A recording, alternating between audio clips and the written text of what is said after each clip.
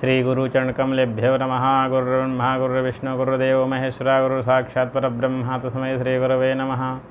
नमस्कार मित्रों, मैं पंडित रजनीश आचार्य हाजिर हूँ आज ज्योतिष संबंधित जन्म कुंडली में अमर योग के बारे में आपको बताऊंगा कि किसी जातक या जातिका के कुंडली में अमर योग कैसे बनता है, व कुंडली में इसका क्या लाभ है, इस योग से कब मिलता है लाभ, व इस योग का लाभ कैसे प्राप्त होता है। मित्रों, यह योग कैसे दिलाता है भूमि, भवन व वाहन का सुख। आज के कार्यक्रम में हम आपको इसी विषय में चर्चा करने वाले हैं।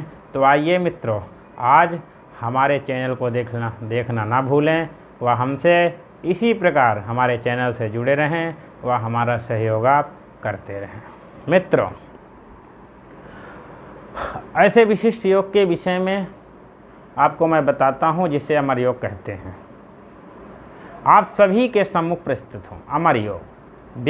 यदि किसी जातक या जातिका के कुंडली मेष अथवा सिंह लग्न की हो तथा सूर्य केंद्र अथवा त्रिकोण में हो या चंद्रमा वृष अथवा कर्क का होकर द्वादश या अष्टम भाव में बैठा हो, और अगर इन पर सूर्य अथवा चंद्रमा पर गुरु या शुक्र की दृष्टि शुभ दृष्टि पड़ रही हो, तो यह अमर योग कहलाता है व अमर योग का निर्माण होता है। मित्रों, फिर से मैं आपको बता दूं, यदि कोई कुंडली मेष अथवा चंद्रमा सिंह लग्न मेष अथवा सिंह लग्न की हो तथा सूर्य केंद्र अथवा त्रिकोण में हो या चंद्रमा वृष अथवा कर्क का होकर द्वादश या अष्टम भाव में बैठे हों, और अगर इन पर सूर्य अथवा चंद्रमा सूर्य या शुक्र की शुभ दृष्टि पड़ रही हो, तो यह अमर योग का निर्माण होता है कुंडली में। मित्रों, आगे मित्रों, इस योग का, इसके नाम से ही आप इसका अनुमान लगा सकते हैं कि यह योग के बारे में तो आप समझ गए क्या देने वाला है अमर योग। मित्रों, फिर भी मैं आपको कुछ संक्षिप्त में आपको बता देता हूँ कि इस योग में जन्म लेने वाला जातक शासन में अत्यंत उच्च पद प्रतिष्ठित होता है। साथ ही मित्रों, दीर्घायु होता है, उसकी लंबी आयु होती है। इस जातक या जातिका के कुंडली में अमर योग बनता है। मित्रों, अतुलनीय संपदा की प्राप्ति होती है इस योग वाले जातिका को व जातक को। यह जातक का जीवन राजा महाराजाओं की तरह होता है तथा जीवन में किसी प्रकार का कोई अशुभ कार्य नहीं आता या अनिष्ट नहीं आता, कोई अनिष्ट कार्य नहीं आता उसके जीवन में।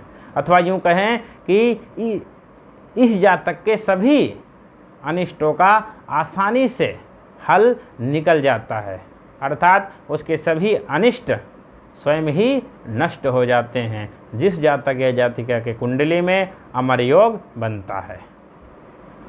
मित्रों, कुछ पंक्तियों में मैं आपको यह बता दिया हूँ कि कुंडली में अमर योग कैसे बनता है। वह पूर्ण जानकारी के लिए आप हमारे इनबॉक्स में मैसेज करें, हमसे संपर्क करें, तो आपको पूर्ण रूप से एक एक शब्दों के द्वारा आपको जानकारी दी जाएगी। मित्रों, वास्तु दोष के लिए वह अपनी कुंडली दिखाकर उचित सलाह लेने व स्वयं अपनी कुंडली बनवाने के किसी विशिष्ट ज्योतिष से संबंधित जानकारी प्राप्त करने के लिए आप हमसे संपर्क करें। मित्रों, अगर किसी जातक या जातिका के कुंडली में कोई योग नहीं है व उसको अपना डेट ऑफ बर्थ जन्म समय नहीं पता या उसकी कुंडली बनी ही नहीं, उसके माता पिता कुंडली नहीं बनवाए, तो चिंता करने की आवश्यकता नहीं। हस्तरेखा के द्वारा भी उसका भविष्य बताया जा सकता है। हस्तरेखा के द्वारा उसका भविष्य पूर्ण रूप से फलादेश बताया जा सकता है ज्योतिष के द्वारा। मित्रों, आज के लिए इतना ही बहुत है। आप हमसे इसी प्रकार जुड़ते रहें। वह हमारा सहयोग आप करते रहें। नमस्कार मित्रों, मैं पंडित रजनीश।